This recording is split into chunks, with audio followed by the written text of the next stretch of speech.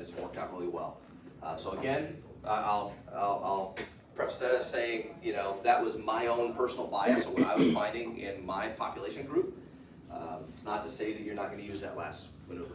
Okay. All right, so this next move, hypothenar contact, distal clavicle with distraction, all right, for a loss of A to P glide. So on this one, you'll see that the doc is actually standing on the opposite side of the table and kind of reaching over and taking a thrust kind of A to P and maybe slightly M to L, all right? I have short stubby arms, so I have a hard time reaching over the table like that and doing that maneuver. For some of you that are taller and have long arms, that may be the best way to go with that. I like to stand on the same side. The other thing I like about that is I'm going to grab the arm. I usually like to grab a little, just right above the elbow.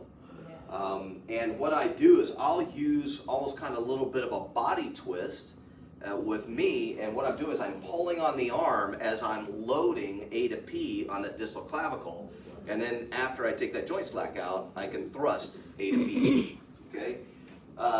According to Bergman, they say, yeah, you should flex the arm about 60 degrees. You know, I think it's going to be kind of patient specific, but I think somewhere in the neighborhood of 60 to 90 degrees, anywhere in there's probably going to be pretty fair game. Okay, and that's what's usually works for me. So it kind of depends on that person. Now, we're going to take with that with our contact hand. We're going to use. Kind of interesting. Something I was just noticing. If you're reaching over the table, your contact hand is going to be your cephalad hand. If you're staying on the same side table, it's going to be the opposite. All right, it's going to be your inferior hand. I'll show you that in a second. So when you take that contact on the distal clavicle, you don't really want to dig in there with a hard pisiform. All right, try to use a little bit more of the fleshier hypothenar. All right, this is going to be tolerated just a little bit better. Okay, so let's set this one up. So have patient supine, please. Again, this is one where it'd probably be better if you had the shoulder off the table just a little bit.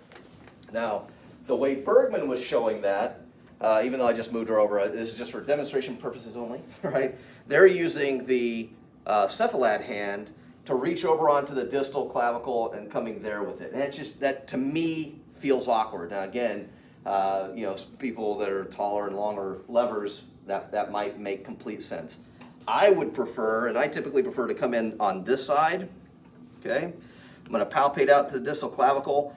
I get into this kind of reverse fencer stance. I guess I could do either. I kind of like this one. And I'm gonna take my contact right on the distal clavicle, fleshier hypothenar, and I turn my body a little bit as I'm starting to press down. I still have a little bit of bend in my elbow. Be careful what you're doing with this hand. You don't want to crush off on the ulnar nerve. I have a firm contact, but I'm not killing her arm. And what I'm going to do is I'm going to pull here as I'm coming down, and then I thrust through that. Okay? Let me try the other side real quick so we can show that.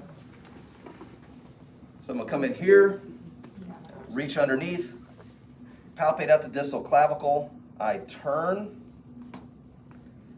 Like that knob digging right into my peroneus longus. All right, so I'm going to come here and I'm going to turn my hips a little bit as I pull, and then I thrust A to P. Okay? All right, let's give this a shot.